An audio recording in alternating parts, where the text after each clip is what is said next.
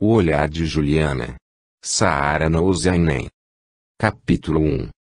Juliana terminou de fazer a maquiagem, ajeitou os cabelos e deu mais uma olhada no visual. Sorriu, sentindo-se feliz. Apanhou a bolsa, a valise e saiu, dirigindo seu elevador. Bonita, os olhos de um azul profundo, contrastando com a pele morena clara e o cabelo castanho, iluminavam-se quando sorria, um sorriso franco, pleno, desses de quem está de bem com a vida. De altura mediana, o uniforme de comissária realçando o talhe bem feito, dava-lhe um toque de classe. Mas, o que mais chamava a atenção era um quê de nobreza na expressão do rosto e as maneiras gentis e educadas, mas que não escondiam firmeza e decisão. Filha de um juiz paulistano e de uma médica cearense, aos 18 anos passara no vestibular para medicina, mas ao mesmo tempo fora convocada por uma companhia aérea para o curso de comissária de bordo, que vinha pleiteando. Escolheu a segunda, por entender que medicina poderia fazer mais tarde, com qualquer idade. Por enquanto, os caminhos aéreos lhe pareciam mais sedutores. Chegando no saguão do hotel, observou que a tripulação, lá fora, já se acomodava no automóvel que os levaria ao aeroporto, enquanto Anabel, uma colega, vinha em sua direção. Oi, Anabel. Está de férias? Nada. Só uns dias de folga. Estava doida para te ver, exclamou Juliana. Imagine só. Eu consegui transferência para a base de apoio aqui em Fortaleza. É mesmo? Perguntou Anabel, com alegre sorriso. Então está voltando para a terrinha. Que ótimo, pois é. Estou pensando em alugar um apartamento. Bem que a gente podia dividir. Você vive mais aqui do que lá. É uma boa ideia. As jovens não perceberam que haviam parado bem no meio de um set, onde uma equipe gravava um comercial. Assim não dá, resmungou André, que dirigia a gravação. E, virando-se para Geni, sua auxiliar, pediu: Geni, tira essa gente do quadro.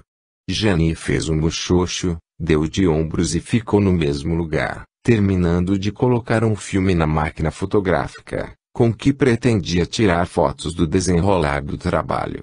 Irritado, André encaminhou-se para as jovens. Por gentileza, senhoritas. Seu olhar cruzou com o de Juliana. Estremeceu levemente, interrompendo o que ia dizer. Algo no olhar da jovem mexeu fortemente com ele. Juliana também sentiu uma sensação estranha, indefinível, mas Anabel cortou, dizendo: Desculpa, moço. Nós estamos atrapalhando, não é? André permanecia como que pregado ao solo e sem fala. Observando que a tripulação estava esperando por ela, Juliana apressou-se em dizer: Estou voltando na sexta-feira, Anabel. Me procura, tá? Vou ficar na mamãe. Ainda lembra onde é? Imagine se ia esquecer. Tua mãe é gente fina. Eu tenho que ir, disse Juliana, apressada, dando outra olhada em André, pelo canto dos olhos. Me procura no sábado, lá na mamãe. Não esqueça, tá? Procuro, sim, Juliana. Pode deixar. Juliana seguiu rapidamente em direção ao carro. Ao chegar na porta, voltou-se ao ver que André estava olhando para ela, disfarçou e seguiu adiante. André estava fortemente impressionado, mas não querendo dar demonstração do que realmente lhe ia na alma, disse a Geni: Você viu, Geni? Essa mulher é o tipo ideal para aquele comercial sobre turismo. Corre atrás dela e pega o telefone, o endereço. Geni olhou estranhamente para ele e, percebendo que tentava disfarçar seu interesse pela aeromoça, disse com certa rudeza: Eu não. Vá você, se quiser. André saiu correndo atrás de Juliana, mas era tarde, o carro já partira. Parado na porta do hotel, vendo o automóvel distanciar-se, teve uma vaga sensação de perda, uma impressão de estar revivendo algo que já ocorrera antes, e isto lhe provocou estranho desespero, uma sensação de fim. De origem humilde, André conseguira estudar e ascender social e profissionalmente. Tipo bonito e atlético, Era dono de uma pequena produtora de comerciais e vídeos institucionais, e aos 28 anos ainda conservava-se solteiro. Puro e sonhador, só pretendia uma relação mais séria quando encontrasse a pessoa certa, sua alma gêmea, como dizia em tom de brincadeira. Olhou mais uma vez na direção do automóvel em que Juliana partira, murmurando, aquele olhar. Meu Deus, como mexeu comigo. Por seu lado Jenny olhava a foto que tirara das aeromoças quando conversavam no meio do set, aparecendo Juliana, em close, no momento em que André lhes dirigia a palavra. Com ela na mão, foi até a recepção sem perceber Anabel que estava de costas para ela, aguardando a chave. Como é o nome dessa aeromoça que acabou de sair? Perguntou ao recepcionista. Acho que é Juliana. Anabel, virando-se, observava Jenny, tentando reconhecê-la. O que você quer com a Juliana? Perguntou com ar desconfiado. Jenny havia reconhecido Anabel, mas não querendo demonstrar respondeu, procurando disfarçar o tom da voz e a maneira de falar. É que o André, dono da produtora, está querendo fazer um comercial com ela. Anabel pensou um pouco e respondeu, não sei se ela topa. Mas eu vou te dar o endereço da mãe dela, a doutora Thelma. Vendo que Anabel procurava um papel, Jenny ofereceu as costas da foto, onde a jovem escreveu o nome e endereço da doutora Thelma. Eu te conheço de algum lugar? Perguntou Anabel devolvendo a foto. Jenny fez de conta que não ouviu. Olhou o nome e endereço, comentando, doutora Thelma Munhoz. É uma médica, não é? É sim. Você conhece? A resposta de Jenny foi fria. Não, não conheço. Obrigada pelo endereço. Retornando ao set, Jenny colocou a foto debaixo de outros papéis que havia em sua prancheta, apressando-se a ir ao encontro de André. Não queria que visse Anabel e fosse buscar informações sobre Juliana. O que há com você? Indagou André estranhando as atitudes da jovem. Nada. Nada. Eu fui atrás de conseguir o telefone dela. Conseguiu? Perguntou, ambicioso. Ainda não. Mas pode deixar que eu consigo. Vem, vamos aproveitar para gravar, agora que está calmo. Observando que Jenny estava com razão, preferiu deixar o assunto para mais tarde. Está bem. Mas depois quero ter uma conversa séria com você. Não estou gostando nada das suas atitudes. Fazendo um simulacro de mesura, Jenny respondeu com leve tom de ironia. Tá bom, seu André. Capítulo 2. Em seu apartamento, no hotel, Anabel assistia a um noticiário na TV. Mulata, de origem popular, era uma beleza tropical que chamava atenção. Corpo bem feito, cabelos negros ondulados marcando as linhas perfeitas do rosto, impunha sua presença pelo jeito decidido e uma honestidade que aparecia a flor da pele. Sabia exatamente o que queria, sem que isso a tornasse insensível.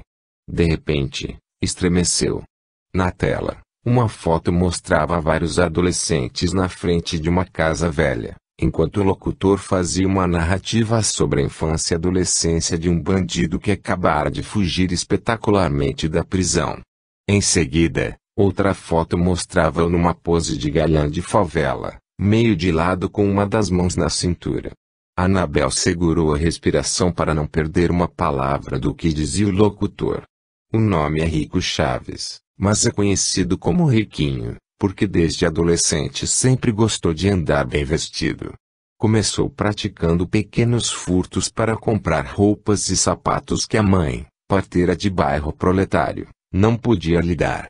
Acabou internado na FEBEM, mas fugiu antes de completar 17 anos. Viveu de pequenos furtos, até envolver-se com assaltos e tráfico de drogas. Anabel sentiu como se todo um passado voltasse naquelas fotos. Lembrou-se da tarde em que foram tiradas. O pai, bêbado como sempre, desde que sua mãe morrera, não queria que ela ficasse na rua. Mas era angustiante o seu lar. Seria mesmo um lar?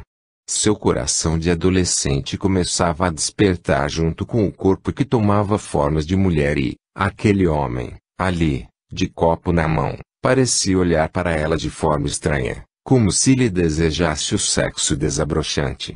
Mas era seu pai. Não havia o que temer. Ou havia?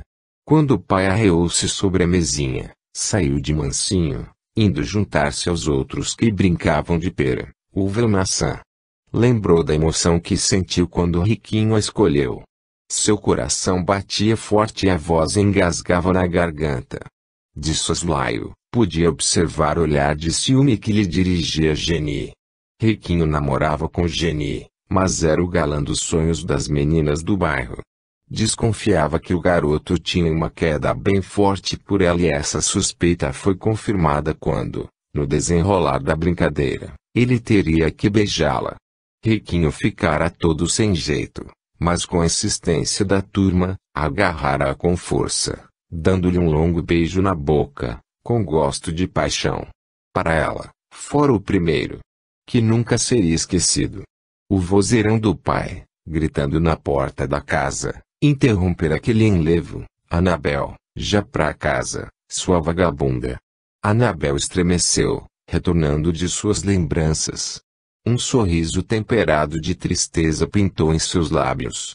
Na TV, o locutor concluía: a fuga foi simplesmente espetacular. Riquinho saiu da prisão vestido de padre, deixando o verdadeiro em seu lugar. Mas um policial percebeu a troca e deu o alarme. Mesmo assim, o bandido conseguiu apossar-se de um veículo da própria polícia, escapando em meio a uma saraivada de balas. Até o momento não há qualquer pista do fugitivo. Anabel permaneceu por longo tempo recordando aquele passado que o noticiário veio arrancar dos seus arquivos mentais. Lembrou-se do tempo em que esteve internada numa unidade da FEBEM, onde destacou-se por sua inteligência e vontade de vencer, recebendo a ajuda de pessoas importantes. Conseguiu estudar, aprender boas maneiras Sorriu ao lembrar-se de quando conseguiu realizar seu grande sonho, passar no concurso para aeromoça. Ela e Juliana voaram juntas por quase um ano, sofreram um acidente, que não deixou vítimas, mas aproximou-as mais ainda, apesar ou talvez por causa das diferenças de natureza entre as duas. Juliana era sensível e romântica, embora de um romantismo com os pés no chão, ao passo que Anabel era prática, decidida e até mesmo impertinente. Do tipo que não leva desaforo para casa. Sorriu de suas lembranças, um sorriso de quem passou por ásperos caminhos e soube passar. Capítulo 3. Nesse mesmo dia, à noite, André preparava um VT sobre turismo, debatendo com Jenny a respeito de quem deveria ser o narrador e personagem principal. A jovem tentava persuadi-lo a colocar um homem nesse papel. Era a grande oportunidade que se delineava de aproximar Riquinho da produtora. Ambiciosa e sem escrúpulos, Jenny sempre sonhara em casar-se com um homem rico para desfrutar-lhe os bens e ao mesmo tempo sustentar o amante, sua paixão bandida. Mas estava difícil encontrar um ricaço que se dispusesse a casar com ela. Quando conseguiu aquele emprego, resolveu mudar um pouco os planos, ou melhor, minimizá-los, colocando André na mira e usando toda a sedução de que era capaz para levar a cabo suas intenções. Até o momento só conseguira levá-lo para a cama, e sabia que seria muito difícil esticar esse caminho até o cartório. Sem ser feia, era um tipo vulgar. Tinha um corpo bonito, sensual, e era essa arma com que mais contava. Quanto a Riquinho, achava que não seria difícil encontrá-lo no caso de André concordar em vê-lo mostrando a foto do amante. Observava André de soslaio, procurando sacar suas intenções, enquanto dizia: esse é o cara de que falei. Rico Chaves. André mal olhou a foto. Estava fixado na imagem de Juliana, vendo naquela oportunidade a melhor forma de aproximar-se da jovem. Com um gesto de negação, disse em tom sonhador: não, não. Prefiro uma bela mulher, com os olhos azuis como os céus do Ceará, surgindo por trás das dunas. Um porte de rainha. E atrás, ao longe, o reflexo do sol nascente brilhando nas águas tranquilas do mar. Ao lado, Um coqueiro tremelicando as folhas ao toque suave dos ventos matinais. André surpreendeu-se consigo mesmo. Sempre achou que era pouco dado à poesia, mas aquelas colocações brotaram de sua alma com um poder jamais imaginado. Hein, Jenny? Exclamou com entusiasmo apaixonado. Não está colossal? A jovem tentou disfarçar a raiva. Ah, muito piegas, para o meu gosto, exclamou. Eu prefiro um homem. Um homem rude com uma natureza agressiva, a pele tostada pelo sol, o vento forte soprando a areia das dunas e ele, assim no alto, a silhueta recortada num céu azul e o barulho das ondas quebrando nas pedras. Imagine, André, a força dessa imagem. Vai ficar uma coisa diferente, grandiosa, forte como o sol desta terra. André vacilou, tocado pela argumentação de Jenny, mas recobrou-se rapidamente. Esse comercial seria o veículo de sua aproximação com Juliana. Não abriria mão dele. Não, Jenny. Essas imagens de um deus mitológico não combinam com nossas paisagens, pois eu acho o contrário. Esse deus das dunas vai atrair muito público feminino. E olha que na hora de decidir as férias, sempre quem escolhe é a mulher. André estava ficando irritado com a solidez dos argumentos de Jenny. Não queria ouvi-los.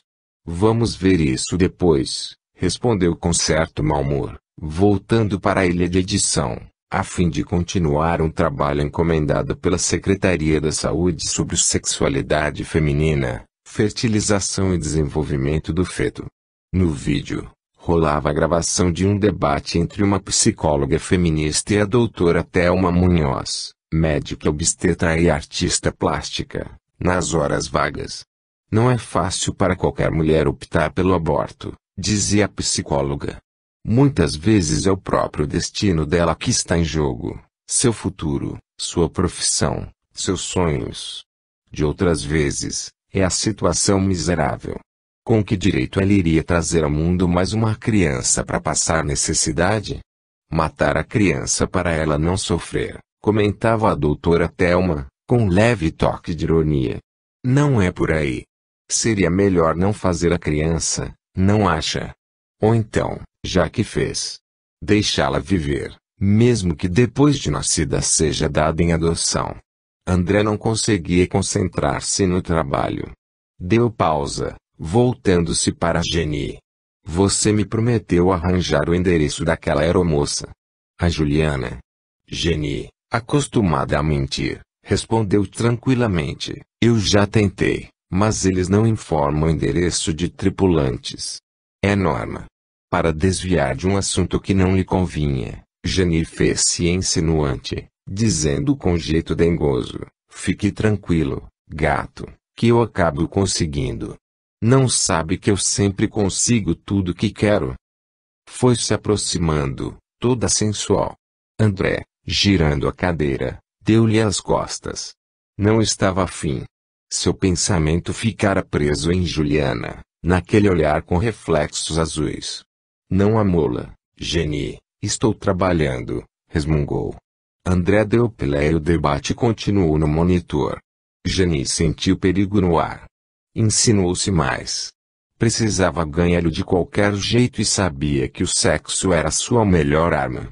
Aproximou-se pelas costas, massageando-lhe os ombros. André virou-se, disposto a rechaçá-la, mas deu de cara com o busto da jovem, os seios se oferecendo Acabou cedendo. Num misto de raiva e desejo, começou a tirar-lhe a roupa, encostando-a num móvel. Alguns objetos caíram, inclusive a prancheta onde ela havia escondido a foto de Juliana com o endereço da doutora Thelma. Os dois, nas ânsias de sexo, rolaram para o chão. Na ilha de edição, a fita continuou rodando com o debate. Era a vez da psicóloga atacar com um argumento que lhe parecia infalível. Mas não se pode impor uma gravidez à mulher. Ela tem o direito de decidir sobre o próprio corpo. Só que o feto é um outro corpo, rebatia a doutora Thelma. É uma outra pessoa, com características próprias, personalidade própria. Ele tem até impressões digitais. Interrompeu-se por instantes, continuando, com emoção, imagine só. Impressões digitais. É a sua identificação como indivíduo, como gente. Sorriu suavemente ao continuar. Sabia que o coração dele começa a bater lá pelas 3 semanas de gravidez? Os bracinhos vão se formando, as pernas, os pés. Com 1 mês e meio já dá para fazer um eletroencefalograma. Ou seja, o cérebro já está funcionando. Com 3 meses já é um ser humano completo. Só lhe falta crescer. Mais uma pausa e a médica concluía com ênfase. Se uma mulher resolve cortar fora um dedo, arrancar o nariz. O problema é dela, são partes do corpo dela. Mas o feto não. Ele é um outro corpo, uma outra vida, uma outra pessoa. Até o sangue dele não é o mesmo da mãe. Ao passar para o banheiro, Jani desligou o vídeo. André, estendido no chão, sentia-se irritado. Parecia-lhe haver traído Juliana. Sem perceber, disse em voz alta, que loucura! Como posso trair alguém que nem conheço? Levantando o corpo, sentiu algo preso às costas. Era o retrato de Juliana que havia caído da prancheta. Meu Deus, é ela! Exclamou, vibrando de contentamento. Passada a primeira emoção de encontrar um retrato de Juliana, assim, como se fosse um presente dos deuses, perguntou a si mesmo, como é que esse retrato veio parar aqui? Virou, curioso, deparando com o nome e endereço da médica cuja entrevista estava editando. Doutora Thelma. Será que ela tem algo a ver com a Juliana? E a Jani? Por que me escondeu isso? Olhou na direção do banheiro com ar de quem estava entendendo a coisa e guardou a foto. De volta, Jani começou a apanhar os objetos que estavam no chão. Pegou a prancheta, procurando logo pela foto que havia escondido embaixo dos outros papéis. Perdeu alguma coisa? Perguntou André, como quem não quer nada. Não. Só umas anotações. É isto aqui que está procurando? Inquiriu em tom raivoso, mostrando a foto. Jani levou um choque mas reagiu. Tentando reverter a situação indagou em tom de acusação, onde achou? Anda mexendo nas minhas coisas, é? Olhando friamente para ela, André perguntou com dureza, como conseguiu isso? Jani procurava alguma explicação plausível, se encontrar, enquanto André virava a foto mostrando o endereço, o que tem a doutora Thelma a ver com ela. A jovem percebeu que era melhor dizer a verdade, e respondeu de má vontade, é a mãe dela. Surpreso, André olhava para auxiliar, enquanto sua expressão ia ficando furiosa. Por que me enganou? Sua vadia. Jani reagiu rapidamente. Não estava a fim de perder a parada que, para ela, significava o futuro que sonhara. Precisava passar da defensiva para o ataque. Fez aquela expressão de quem se defende de uma injustiça, exclamando, é claro que eu tinha que enganar. Você ficou feito um panaca, todo derretido por aquela quenga. Só estou defendendo o que é meu. Aproximou-se, ondulando o corpo sensual. Agarrou-o pelo pescoço, tentando beijá-lo, afirmando, não vou te dar para ninguém, fique sabendo. Furioso, André desvencilhou-se, gritando, está louca, Jani? Você não é minha dona. Colocou a foto no bolso da camisa e desligou os aparelhos, preparando-se para sair. Percebendo que estava perdendo a parada, a jovem aproximou-se, com expressão humilde. Me perdoa, gato. Perdoa. Eu fiquei desesperada, gatinho, fiquei morrendo de ciúme. Você estava se babando todo por ela. André respirou fundo, dizendo em tom frio e autoritário, depois nós conversamos, Jani. Saiu, deixando-a pensativa, preocupada, procurando uma solução. Torcendo um cacho do cabelo pintado de louro, Jani foi até o banheiro, olhar-se no espelho. A pintura do cabelo estava ótima, a pele morena quase clara pela ausência de sol, estava bem tratada, a cintura esguia, os seios firmes de um bumbum de botar inveja até na Carla Perez. Sorriu para si mesma, movimentando-se diante do espelho com uma sensualidade estudada. Ele não pode me trocar por aquelazinha. Eu sou muito mais mulher. Não estava apaixonada por André. Só não queria perder o que entendia ser o seu filão, mas também não abria mão de Riquinho. 2 anos mais velha que ele, morria de medo dos anos vindouros, temendo que a idade, quando começasse a se mostrar em seu físico, levasse o amante a deixá-la. Daí o seu empenho em resolver a situação de forma que Rico ficasse dependendo dela. De repente, umas batidas suaves na porta quase lhe arrancaram um grito. Preocupada, foi abrir. Riquinho, exclamou, surpreendida. Você aqui? É perigoso. Riquinho foi entrando enquanto dizia, deixa eu entrar, Jenny. A polícia tá atrás de mim. A polícia? Perguntou, assustada. Eles estão na tua pista. Não pergunta tanto e me ajuda, tá? Aqui não dá pra te esconder, Rico. É perigoso. Alguém pode te ver. O patrãozinho saiu, eu vi. E depois, só tô precisando de uns dias. Até me esquecerem. Mas aqui não dá, insistiu Jenny. O saudade, porém, e aquela presença ali, viva, pulsante, acendia seu desejo. Acabou concordando. Só esta noite, está bem? Acho que ele não volta hoje. Amanhã eu arranjo um lugar para te esconder. Jenny diminuiu as luzes e os dois se agarraram com a fúria de um desejo longamente reprimido. Capítulo 4. Diante da casa de Thelma, André sentia-se constrangido. Como iria explicar-lhe o interesse por sua filha? Já estava a ponto de desistir, quando a porta se abriu e a médica atravessou o jardim, vindo em sua direção. Seu André, teve algum problema com a gravação? Não, não. Eu vim aqui, por quê? Eu preciso falar com a senhora. Embora estranhando, Thelma convidou André a entrar. A casa era simples, mas em tudo observava-se um toque de bom gosto. Toma um chá? Estava justamente fazendo um para mim. Aceito sim, obrigado. Conversa vai, conversa vem, até que André criou coragem para tocar no assunto. Explicou que estava precisando de um modelo para um comercial sobre turismo e achava que Juliana seria o tipo ideal. Thelma informou-lhe que a filha devia chegar na sexta-feira e que ele poderia telefonar-lhe no sábado. Já passava das 9 da noite quando André despediu-se da médica, encantado com seu papo agradável e com a beleza das suas pinturas, mas, principalmente, com a expectativa de poder em breve rever Juliana. No dia seguinte, ao chegar na produtora, já encontrou Jenny a postos, tudo eficiente, querendo agradar como profissional, achando que por esse caminho talvez conseguisse segurar o emprego e o possível marido. Mas André despediu-a, sem querer ouvir qualquer justificativa.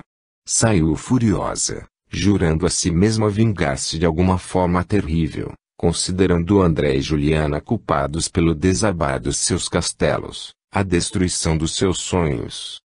Capítulo 5. A paisagem árida deixava o dia ainda mais quente. O asfalto parecia ferver diante do veículo, cansando os olhos de Juliana.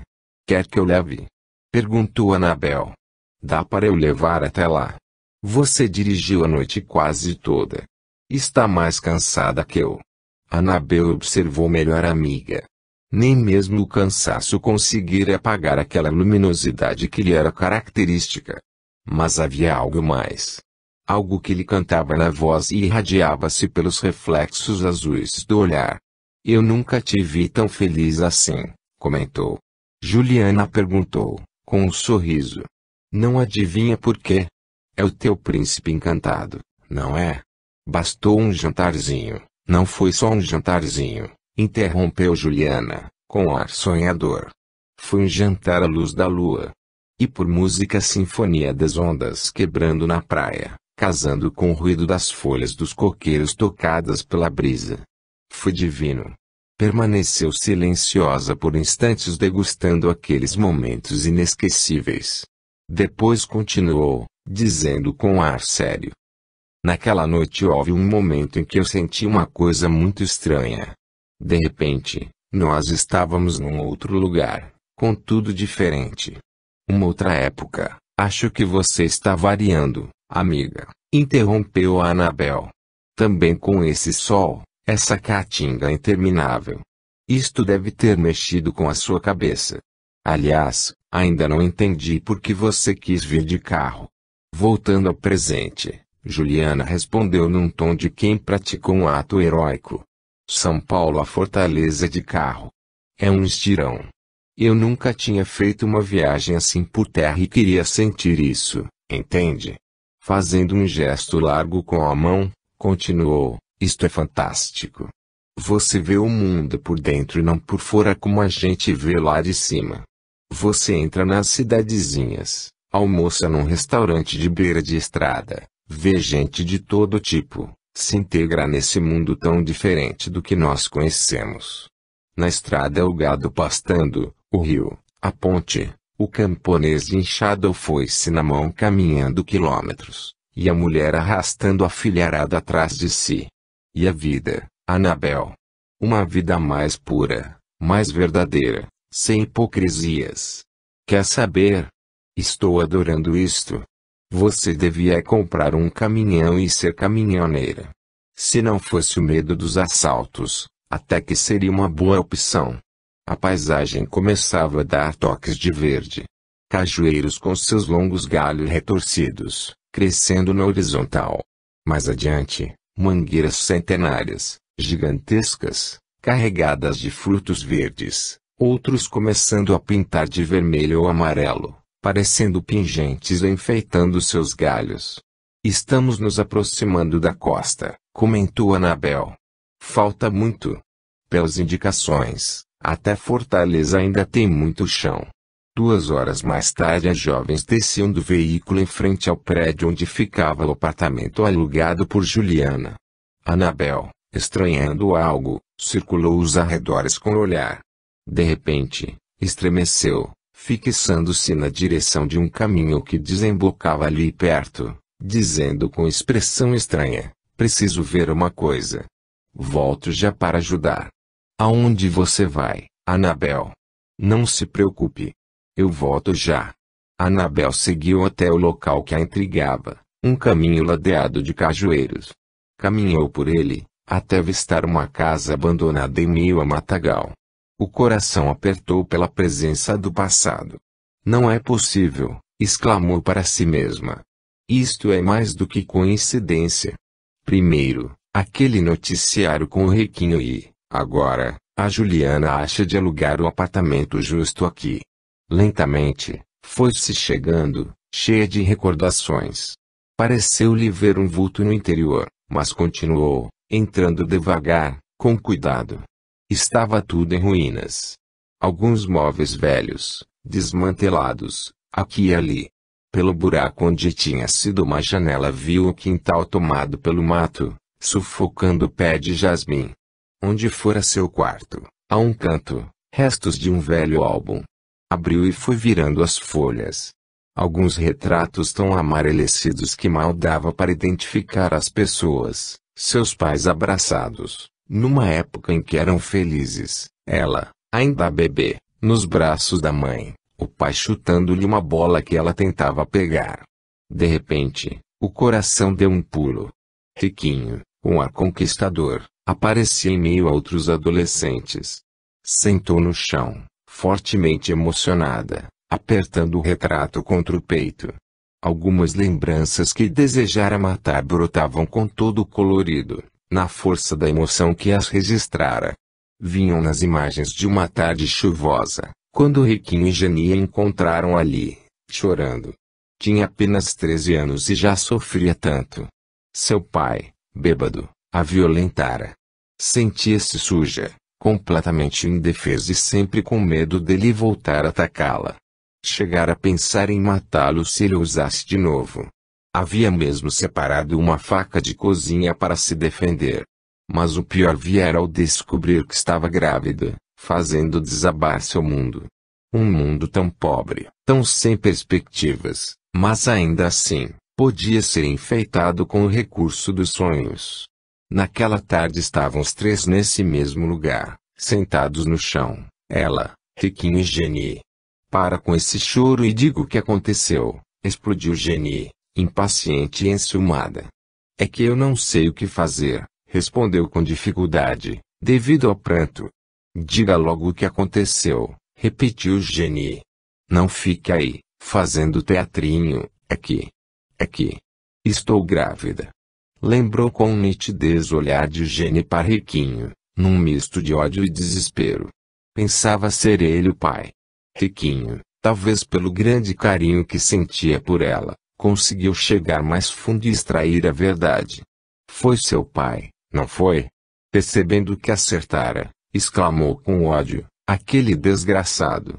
Eu pego esse miserável. Não, Riquinho, pediu, com desespero na voz e no olhar.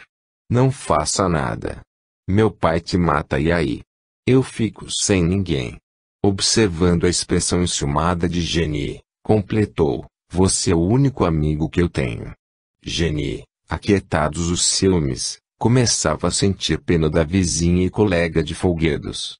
Aquele desgraçado, exclamou. Deviam capar. Riquinho, com os olhos cheios de ódio, tirando o canivete do bolso, passava o dedo pelo fio. Você acertou, Geni.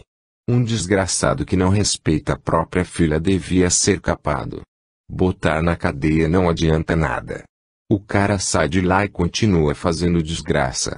Você vai tirar, não vai? Perguntou Geni, olhando intencionalmente para sua barriga. Riquinho exaltou-se, falando quase aos gritos, não. Isso não.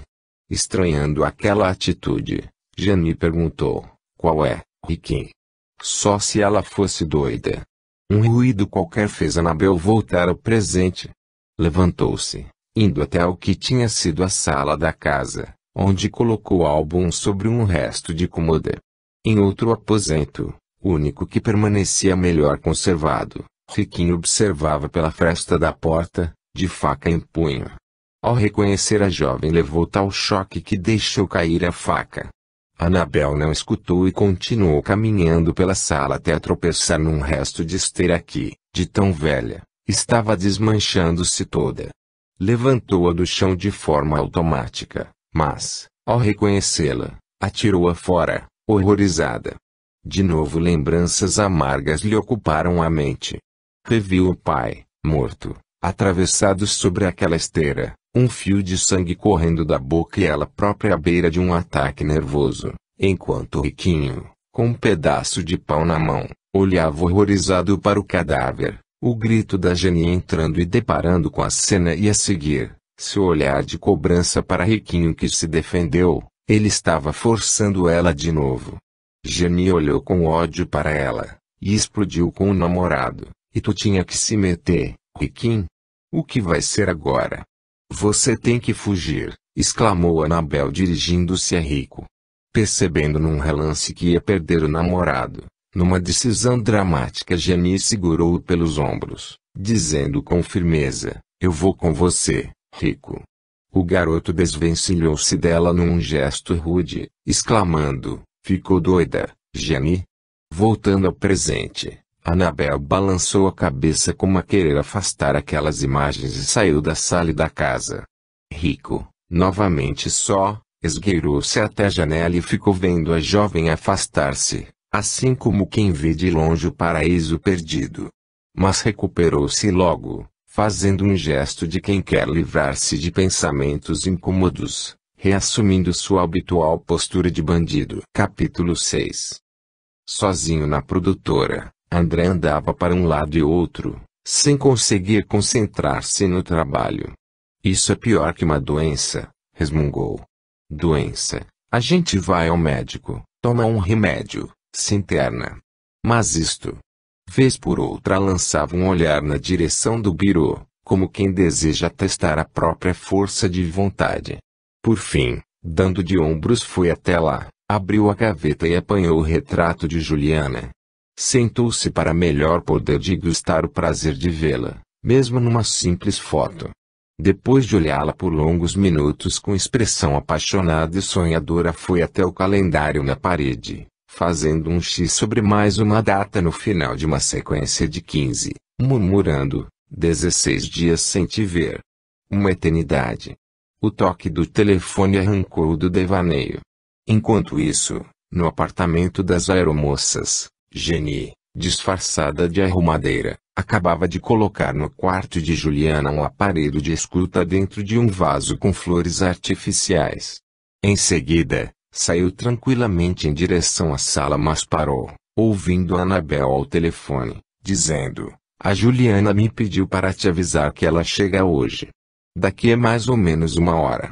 Isso é com André, pensou, continuando a ouvir a conversa com terrível expressão de ódio, rosnando para si mesma: aquela desgraçada me paga. Bom, o recado dela é para você apanhá-la no aeroporto, dizia Annabel, concluindo. Ela disse também que aquela viagem a Jeri está de pé.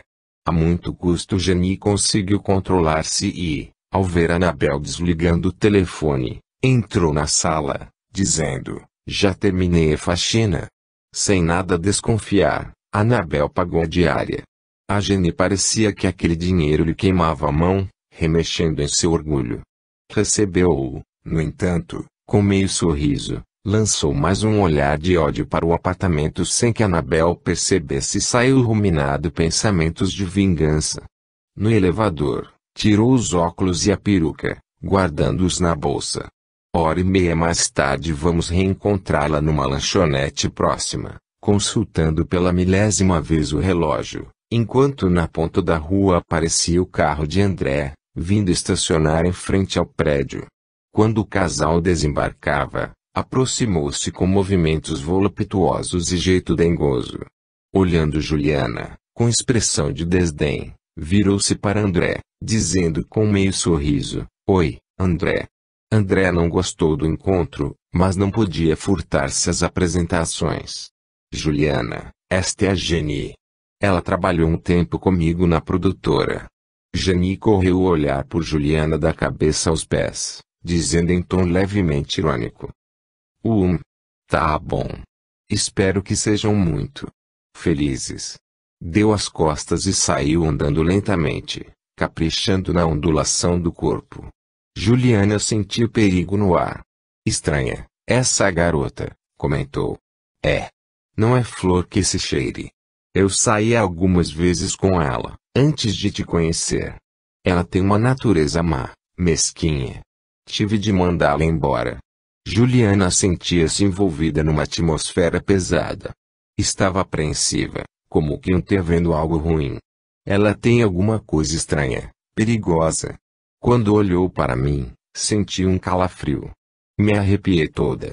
Mostrou André o braço arrepiado, dizendo com ar preocupado: essa mulher é perigosa, André. Tome cuidado. Que é que ela pode fazer? Nada. Mas não estava muito seguro do que dizia. Também sentira um calafrio com a presença de Jenny, entretanto, não queria estragar aquele momento. Juliana permaneceu alguns instantes parada, olhando com ar apreensivo na direção em que ela saíra. Por fim, sacudindo-se de leve como a jogar longe as más impressões, entrou no prédio com André, seguindo em direção ao elevador. Em cima, no apartamento, Annabel foi receber o casal na porta. Oi, Juliana. Você é o André. Claro, e você é o nosso anjo guardião. As asas já começaram a crescer, mas ainda não dá para voar, respondeu Annabel, alegremente. Rindo da brincadeira, as duas seguiram para o quarto de Juliana, recomendando ao moço para ficar à vontade. É um gato esse André, elogiou Annabel, fechando a porta do quarto. E é simpático. Sorrindo contente com a aprovação da amiga, Juliana comentou com um ar sonhador, enquanto ligava o chuveiro para um rápido banho. Eu nunca tinha conhecido alguém como ele. É especial. Muito especial. Só pode ser mesmo, para você se apaixonar desse jeito. Juliana sorriu com o rosto e a alma. Permaneceu silenciosa por instantes, deixando a água correr-lhe pelo corpo, antes de continuar. Sabe, Annabel, existe alguma coisa muito maior entre nós. Alguma coisa muito forte. Não sei explicar o que é. Imagina se soubesse. E o pior é que não é só você. O André está num pé e no outro. Telefona todo dia por notícias tuas. Satisfeita com a informação da amiga, sorriu novamente, fechando os olhos, como quem antevendo felicidade. E quais são as novidades por lá? Perguntou Annabel. Nada de novo. Só a Fernanda. Fez um aborto e quase morreu. Faltou pouco. Aquela não aprende. Pois ela é que está certa. Juliana estranhou o tom da amiga. Acha certo matar o próprio filho? Credo, Annabel, que filho, Juliana? Um feto é só um pedaço de qualquer coisa que botaram dentro da gente. O tom da voz tinha algo profundo e machucante. Era um lado de Annabel que ela ainda não conhecia. Não falo assim, pediu. O feto é um ser vivo, é uma pessoa em formação, é um filho. A resposta de Annabel veio um tanto violenta, agressiva, cortante. Que a gente não pediu. Não quis. Juliana entendeu haver tocado em alguma ferida. Desculpe, amiga, pediu. Não quis te machucar. Annabel respirou fundo, procurando relaxar. Que é isso? Eu é que preciso me desculpar. Juliana fechou o chuveiro e enrolou-se na toalha, saindo do box. Olhando a colega com carinho, pediu, conversa boba essa. Quando eu voltar, a gente bate um papo melhor. Aí você me conta, tá bom? Annabel baixou os olhos. Não gostava desse assunto, mas também não queria ser grosseira com a amiga, de quem gostava como se fosse sua irmã. Tem nada de importante para contar.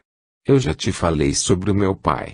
Se não tivesse feito aborto, teria tido um filho dele. Só isso. Juliana ficou parada, olhando a amiga, sem saber o que dizer. Por fim, balançando a cabeça, foi até o armário apanhar uma roupa para se vestir, comentando em voz baixa, só isso. Capítulo 7.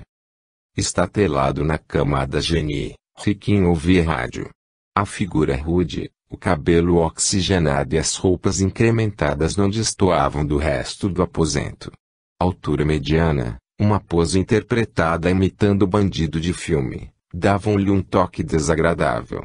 Vez por outra consultava o relógio, dizendo algum palavrão. Jenny resolvera esconder o amante no que ela chamava de seu apartamento. Constava de quarto e banheiro e ficava num antigo prédio comercial que acabara transformando-se em residencial, onde cada qual aproveitava o espaço como podia.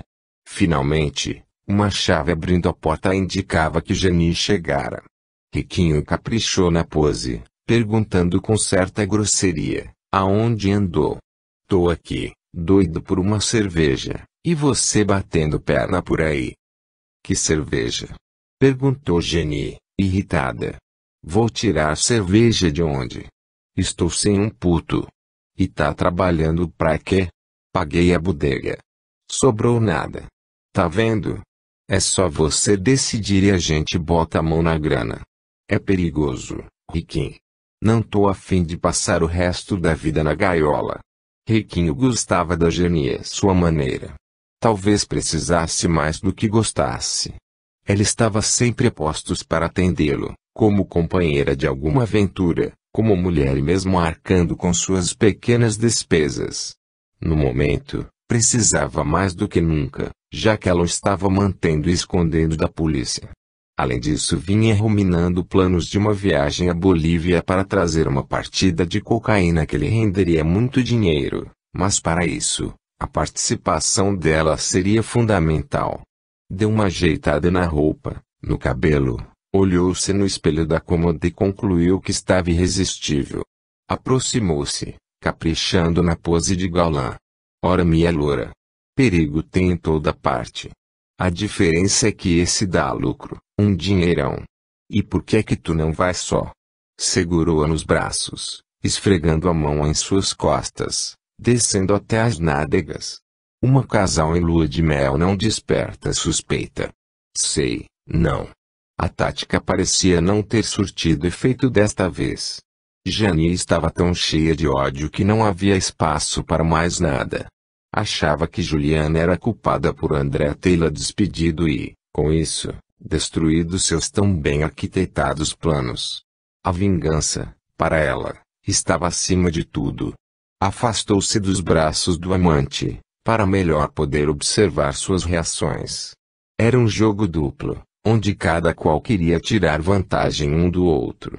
Imprimindo na voz e na fala um tom confidencial, comentou, como quem não quer nada. Estou pensando em um outro servicinho, sem perigo nenhum. E numa produtora, acolá. Corta essa Jenny. Tá com medo de quê? Que medo? Eu lá sou macho pra ter medo. Não sou trouxa. Se tá querendo me usar pra se vingar do chute que levou na bunda. Jenny estremeceu com a observação de Rico. O ódio crescendo dentro do peito, parecia querer sufocá-la. Aquela desgraçada me paga, exclamou.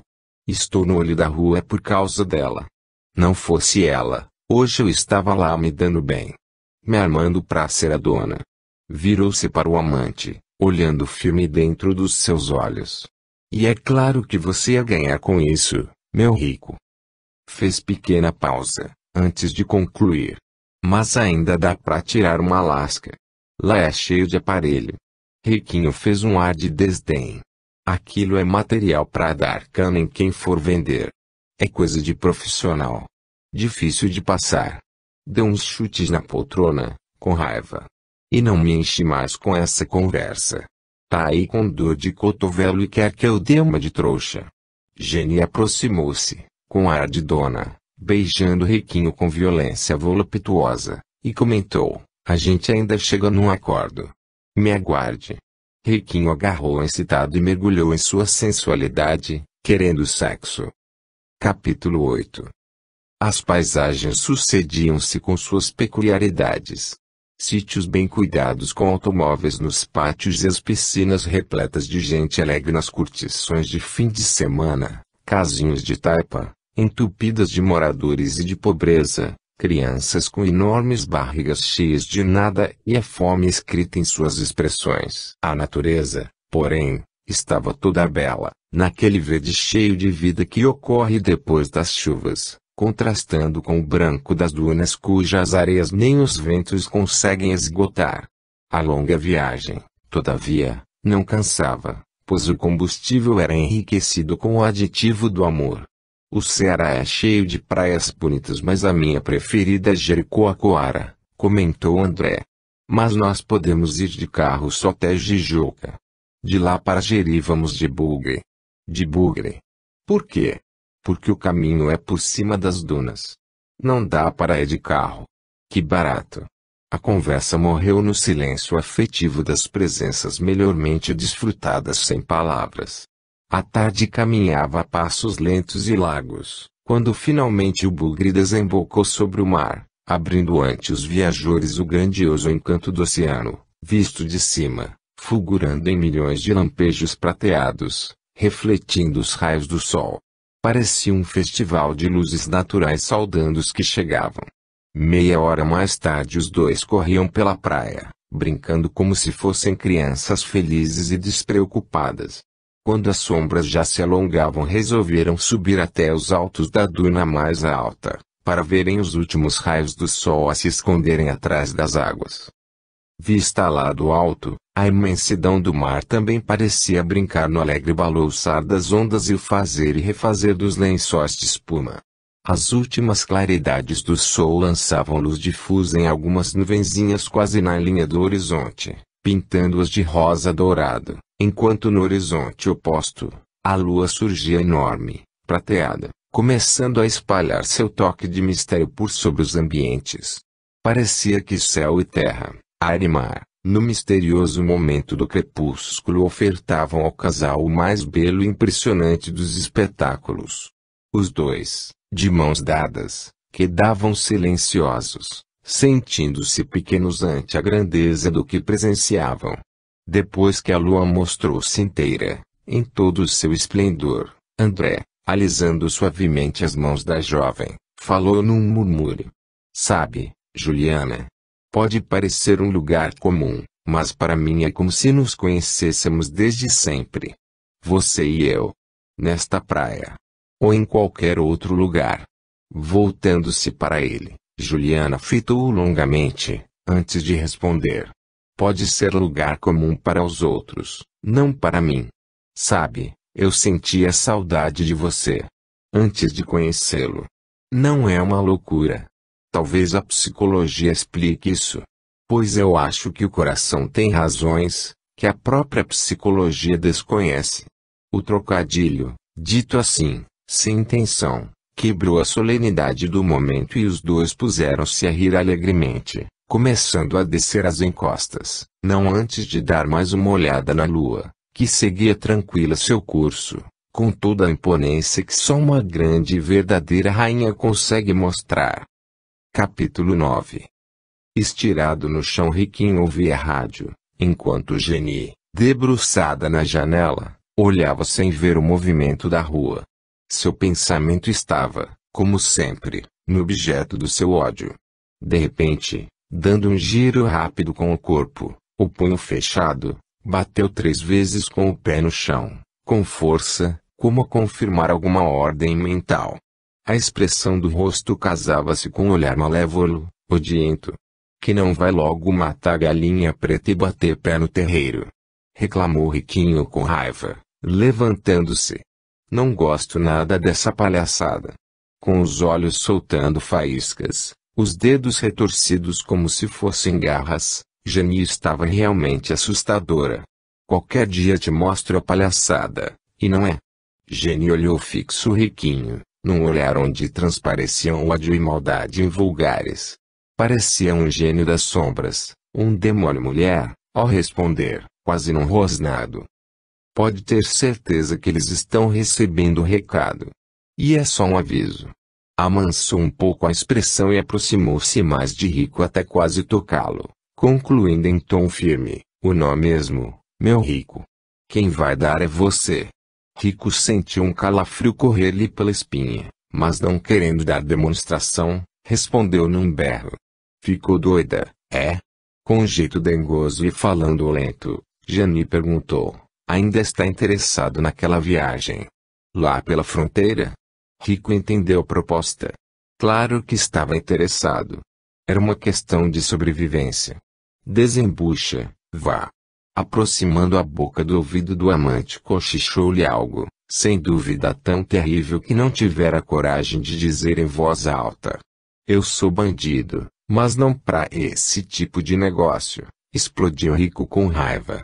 Percebendo que seria mais difícil do que supunha conseguir a participação do amante em seu sinistro plano, Jenny achou melhor dar um tempo e, não querendo comentários desnecessários, fez de conta que estava com sono, atirando-se à cama, resmungando, estou com sono, vou dormir um pouco. Quando acordar a gente conversa. Rico deu de ombros, procurando esquecer a proposta da Jenny, mas sabendo que ela voltaria ao ataque até conseguir o que queria. Capítulo 10. Em Jeri, André e Juliana contemplavam silenciosos o mar refletindo as luzes prateadas do magnífico luar. A noite estava divinamente bela, capaz de inspirar até mesmo os mais rudes corações. Seria bom se o tempo parasse, porque uma noite destas não deveria ter fim, comentou Juliana. Mas o bom do tempo é justamente isto. Ele não para, está sempre mudando, oferecendo novos momentos, novas opções. E então podemos planejar e sonhar todos os sonhos que couberem em nossas cabeças e emoções. Segurando-lhe ambas as mãos e olhando bem fundo em seus olhos continuou, dizendo com emoção, acho que não é preciso dizer que te amo. Sabe disso, não sabe? Sei, André. Por sua vez, Juliana, puxando-lhe as mãos para o próprio peito, perguntou, e o meu coração? O que ele diz? Fechando os olhos, André deixou-se ficar ali, sentindo o pulsar do coração que tanto amava, envolto em felicidade. E então? Insistiu a jovem. Ele diz que Deus, quando nos criou, nos ligou um ao outro por um fio mágico chamado amor. Mas como a lei diz que nada pode ser fácil, mandou um para o norte e o outro para o sul. Aí, ele informou que teríamos de romper muito chão e muito gelo, a fim de podermos finalmente nos reencontrar e nos amar. Tocou-lhe os cabelos com as pontas dos dedos, o rosto, os lábios.